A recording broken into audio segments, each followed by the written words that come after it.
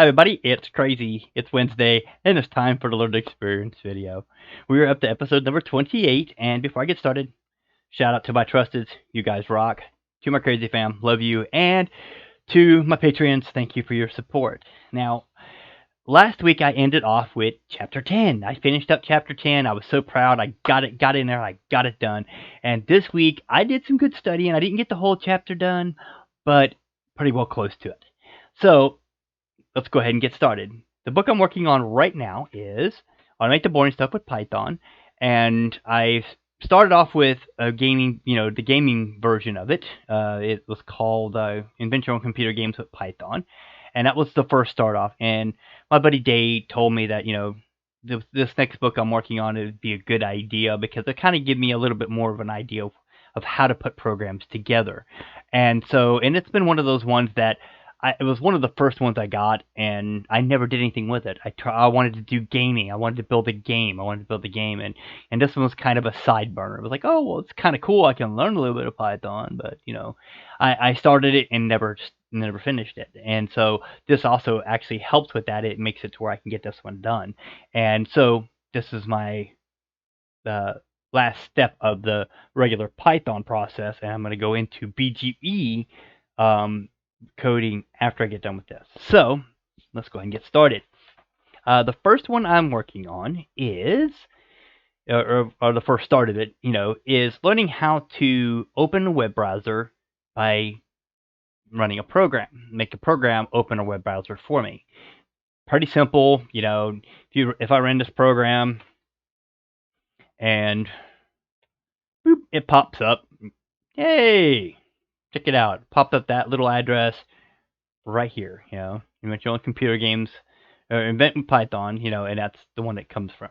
Okay, so with that, I was, I started off on page 233,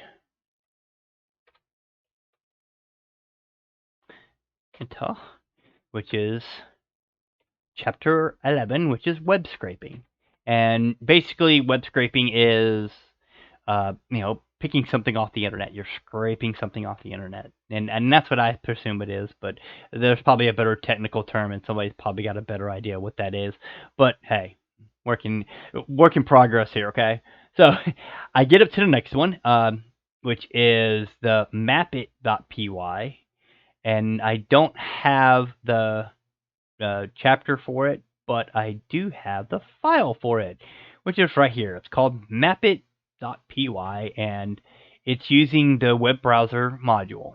Okay, and so I go through it, and it basically, you got to figure out what URL you want, and there's other things you can do running the command line, and I kind of suck at it. So they have a command line prompt here, but I did mine differently because I kind of suck at the command line. So if anybody knows how to run Python through the command line and has an easy way to explain it, let me know in the comments, or hop on over to my server and say, hey, Crazy, here, this is it, and help me out with that, because I have a hard time trying to get it to go to the, running it from a command line. I always had that problem. So with that being said, I started working with the program, and it says handle the command line arguments, which didn't work for me at all. I tried it and tried it and tried it, and it just didn't work. So, but the program itself has it where you can either do it from the command line or you can do it from the clipboard. And I just said, screw it, I'm doing it from the clipboard. And Paperclip is one of my favorite to use for the clipboard. Yes, I like the Paperclip program or module. It does really well. So basically, what that does is just opens up a Google Maps, and it puts in that address, and yada yada yada, it's done. And it tells about ideas for similar programs, downloading files from the web with the request module, which was kind of fun. I had a little bit of fun with that, trying to figure out how to do it, mainly. Downloading a web page with the request.get function. Now, you can download an entire web page. Now, most internet browsers have that right-click function, and you can save the web page as, so you can use it for offline use. This is basically just a Python, quick little page grabber. It's the same thing. It just uses Python. And I got to understand it a little bit better, and how to check for errors and using the try and accept statements. Now, I had a hard time with those before, and now I really understand them a lot better. You're gonna try something out, and if it doesn't work, you're gonna let people know why. But it's gonna continue with the program. It's not gonna halt the program because you forgot to put a dot, or a comma, or an exclamation point, or something, you know. So you can go through a try statement, and say, okay, we're going to try to do this, and if it doesn't, it's going to give this error instead of halting your program and not being able to do anything after that point. And it worked pretty well, and I was really assured that that right there would work if I had a problem with a program. And I actually use this later on in the video, so pay attention. Uh, Unicode encodings are basically text data that has other elements such as bold, italic, uh, basically coding links, web links, or stuff like that. It's not just straight text. You can write everything in straight text, but you lose all the formatting. You lose all the encoding for it if you just save it as a standard text file. Okay, so unicodings are really important when it comes to getting certain things, from a web page, especially a web page, because you got certain hyperlinks, you've got, pictures, stuff like that, that all got to be put in that. And it's kind of like not an Excel document, but a Word document that has pictures and stuff like that, but everything is encoded differently. And you can't just say that to a text file because it's just going to give you the name reference, but nothing else. Okay, so it's good to have those. And of course, I ran through the program, and chunks, I remember way back when, and chunks were a fun thing to do when you're zipping up a file and you want to put it on more than one thing, or you're trying to fit it into uh, a medium that doesn't really have the full range of it. A lot of the younger generation out there will never understand what a 1 megabyte thing is. Okay, a 1.44 was huge. Okay, for a lot of people back in my day. If you got a 1 gig drive, you were doing awesome because you can store anything on a 1 gig drive.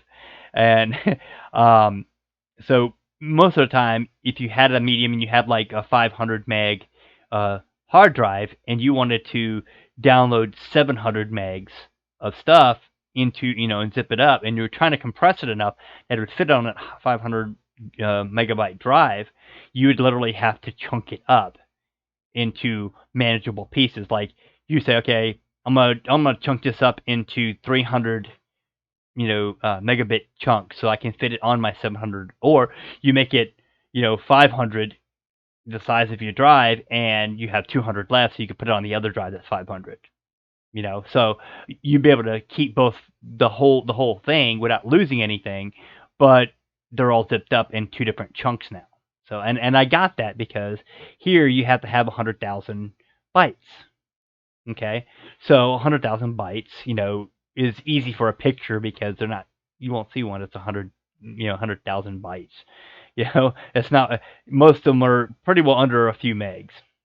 Okay, so I remember that, and I had to try to remember this later on in the book because it goes back to it. So with that, I got into HTML basics. Now HTML basics. When I first started out years ago, I used to be able to make web pages, but they were simple web pages. They weren't nothing like the elaborate web pages we got now. It's got planes flying across them and stuff like that, and all kinds of things happening to catch the person's attention. All these ads and all this other stuff. They were simple web pages, basically more like a if you're into a lot of programming, documentations, like a documentation web page. Basically, that's what they were. So when it said basics, I was like, oh, I got this. I know this stuff. I even put it here. I know a bit, so I get it. Laugh out loud. So he wanted me to do a quick refresher, and I was like, okay, sure, no problem. What can I not learn? And then I realized how much I've forgotten. Okay, all you youngsters out there, you may be like, "Oh, I'll never forget it because it'll be stuck in my head forever." Yeah, you will forget it. The older you get, the more you forget. Okay, because more things go in your head, a lot more things fall out of it. So keep the useful knowledge in there. Okay, so viewing the source HTML of a web page, so it teaches you a little bit about that, and I didn't know there was developer tools for a web page. I knew you used to be able to right click on it and be able to see the HTML document, but you couldn't do anything, you couldn't change it, you couldn't fix it. It was just boom, there it was. Well, they got this, browser's developer tools.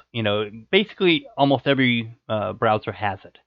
Okay, and so mainly, most people are like, oh, Chrome. Chrome has it. Yeah, well, Chrome does have it. So does Firefox. Yeah, like I said, most of them have it. Then it goes into, showing you how to use the developer tools to find HTML elements. And I'm like, I looked at it and it was like too much, way too much. I was like, this is over my head. But then I understood it and like, oh, okay, I got it. And then I got into Beautiful Soup module, and I like Beautiful Soup. It actually is really fun to play with, and I had fun messing with it, and it was pretty cool. Um, it shows how to create a Beautiful Soup object from the HTML, which was fun. Uh, but I had forgotten to put this stuff right here in. Okay, when you're working with these, if you forget to put that in, it's going to throw an error, and it's not an error; it's going to stop the program. Okay, it's kind of like a try and accept. It's got it in there, and it says, okay, if you don't put this in there, it's going to say, okay, you need to put this in here next time, pal, because, yeah, I'm going to keep throwing this red text up at you until you finally put it in. And so this was just a reminder to put it in there. And let's see, yeah, right here. This is what the original one was, and this is what threw the error, okay? And in order to do it right, I actually had to put this in. So once I put, this little bit in, that whole problem went away. It didn't stop the program, but it did throw that, trace back, and it says, hey, you really need to put this in here. So I kept reminding myself throughout the next couple of those. These are some of the select things that you can do in the in that, and it was kind of hard to get it to go right, but once I got it going right, it was fun. So, as I continued on, of course, I kept putting, make sure I add that. Make sure I add that. I kept going through, and as I did it, I made sure. And the last one, it was just basically telling you how you can span the elements, and get the ID, get some non-existent address. If it does that, it's going to throw an error. You can get the attributes, so on and so forth. So then I got into projects, and the next project, which is I am feeling lucky Google search, which is on page 249. So let's go ahead and go over there. 249. Hit enter. Bring it up for you. Okay, so, finally made it up here, and it says, okay, so now I'm going to go through these steps. Oops, actually, it's past it. Yeah, and this is it. This is the program. And this is with everything, most of the stuff in it. And it's basically, it's called Lucky PY. And let me kick over here to it. Boop, there we go. Okay, so this is it. And what this does is it's looking for a search term on the internet. So if I hit this right now, it's going to say, hey, I'm going to go to this, I'm going to pull you up 5 of these. And so I'm going to run it real quick so you can see what I'm talking about. Let's see. There's something over here. Okay. I don't know. There we go. Okay. So if I hit F5 right now, it will run, and it's gonna wait on me because I've got it set for an input. So I'm gonna put computers, and when I hit enter over here, I've got computers. So since I have these awesome computers now that I can look at, my search is done. And as you see, it gives me 1, 2, 3, 4, and 5 searches that I can look for to look at computers if I wanted to. Okay? So, with that, that's kind of cool, right? You can pull up some searches and do stuff like that. Now, there's a way I could put, would you like to search for, up here somewhere, and I just cannot remember it, and I'm trying to remember it. So, it's like, okay, well, I got to remember how to do it, and I think I got to put it in here. I'm going to later on. I'm not going to do it tonight, but got up to this point. And so, on to my next one, which is this one here, which is download the XKCD comics. Now, that was on page 251. Let me go ahead and go to it. 5.1. Got the close towards the bottom. Okay, so here it just tells you, you're gonna load the page up. You're gonna save all the comic images from that page, and then you're gonna go to each one before that, and you're gonna copy it, and it's gonna repeat until it gets all the way to the very first comic. And I'm not gonna run this program, because if I run this program, it's going to go for at least an hour or so. But I have it right here. I have all the pictures, and it was actually kind of fun watching it. But then I had an issue. I got to the bottom, got to 2198, and it errored. It was like, sorry, can't find a picture here. And so this is where the try and the accept come in, because these weren't here. This wasn't part of the program. Let's see, the try and accept wasn't part of it. This is the original file, original thing. Let me get to the end ones here. Okay, right here. Okay, so actually it's before the one before that. Okay, it starts. Let's see. Yeah, right here on the else statement. So the else statement continues to go through, and it continues to go through and all the way down to here. Okay, so this is checking each one, and it says, okay, it gets to the next one and says, nope, not there. Nope, not there. Okay, so it's like, okay, so now it's not here. I'm halting right here, and this is not as far as I'm going to go. So this, I put in the try and accept, to get it to where it would work. And I remembered this because before I was talking about it, and I was like, oh, I'm going to put a try and accept in there. I'm going to see if I could do this by myself. And I did it. And I was proud of myself for doing it. So I got a pat on the back for that one for myself. Because I actually did this, and I did it without having to look back on something. And so to me, that's a pretty good achievement. So I tried it then, and then I put this in here. It says there was a problem. This comic is either animated or a single image. Because I went to their site, and I went to this particular page, and it was an animated one to where it basically, if you put your cursor on it, it would actually switch between you and something else. I can't remember what it was. I think it was George Washington. But the whole point was it was animated, so it did not accept it as a single image. So since it wasn't a single image, it errored. So I put that little accept statement in there, and so when that one came up, the next time I downloaded it, it was like, hey, sorry, this one isn't here, but we're going to keep going. And it did it another 4 times. There was another 4 comics that were animated or weren't a single image. So I put this in here. Best to have a try and exempt statement to bypass these, so that way I won't have to do it. So these are the only 5 pages that popped up, and I thought that was pretty fun to get, to go through that. And then it leads me up to my last one, and this is where I got up to right before I started recording this video. Believe it or not, I actually was working on it until it was time to do this video. And so it's called Controlling the Browser with the Selenium module. And with that, it's on page 56, 256. Okay, it's at the bottom. Okay, I'm going to switch over to it. Okay, with this program, it wants you to use Firefox. Now, don't get me wrong, I don't have Firefox installed. I have Chrome, and I've had Firefox before on different computers, but those are older computers, and I just never got it back on this computer, and I didn't feel like downloading it again just for this program because I probably wouldn't use it. I so used to Chrome. So I had to find a way to get through the program because in the program it's requiring Firefox for the web driver.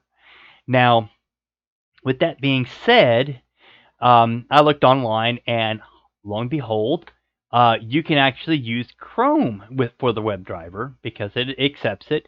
You just got to download a file that is for the Chrome. Makes it. It's called the Chrome driver, and it makes it to where Chrome can work with the uh, Selenium module. So I got it put in there, and I ran the program that they said, which is over here. I ran the program. Let me get down to it because I know where it's at. Okay, because they wanted you to find an element class. I could not find it with what I had, and I might have been doing it wrong. Let me know in the comments if you know anything about this and you can help me out with it, or hop on over to the server because I would really like to try to figure this out. But I am going to work at this until I get this one down because this one is important to me. It seems like it's one of those ones that I really want to delve into a little bit to try to get some of the web aspect because I used to love doing web pages. So I got to this point right here, which is this one right here, and I put all this in, and it says, "No, have no idea what this is. This is not able to find the element with that name." And there was no book cover because Firefox uses a different, coding algorithm than Chrome does. So I scoured the internet and scoured the internet and scoured the internet, and I couldn't find anything. And I tried using class, I tried using, tag and all the other ones, but I saw this one and it says, use XPath. Whoa, use XPath. Okay, so if I ran this one right now, okay.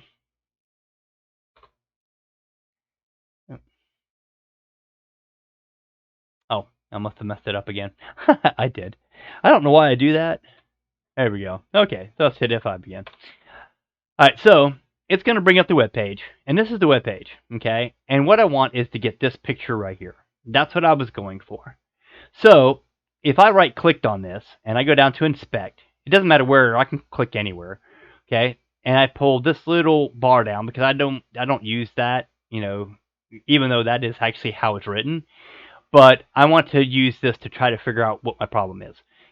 How I can get this picture here. Now, this is in the HTML, so it's going to highlight it blue. It's in the body, so I got to figure out where in the body it's at. Oh, it's right here. So I scroll down, and that's not it. Oh, that's part of it. So scroll down. Oh, that's not it. Oh, there it is. And I continue on until I find. Is that it? Yeah, that was it. Okay. And until I find what I'm looking for. And as you see, that's what I'm looking for. Now, the problem I was having was trying to figure out, okay, I know it's an image class, so why does an image class work? If you know, let me know in the description, or hop on over to my server and let me know there, because I can't see why that didn't work. But if they tell you, well, right-click on it, and then hit copy. You can hit copy the element. You can copy the outer HTML, the selector, the JS path, styles, XPath, or full XPath. So I did the XPath. I'd like to do element. I didn't check that one, but I will check that one next time. But that's what I did. I went ahead and closed out of it, came on back to here, and I put it in, and that's what I've got. See, that's this one right here, the element.path, and I put the path in, and it actually found the image. Hey, that's awesome. But the problem I was looking for was that that's only for one file, one image, not a bunch of image, which you can use elements. And now if I put elements on here, it errors. Now I'll show you. Okay. Okay, brings up the page, no problem, because it's not trying to find that, but it was not able to find the element with that name. So it cannot find it that way. You see what I'm saying? So if you know a better way that can actually make that work for me, just so I can find more than one element, then let me know in the description. Or hop on over to the server and say, hey, crazy, I know this one. Here, let me help you. Okay. So I'm going to save that back to where it was.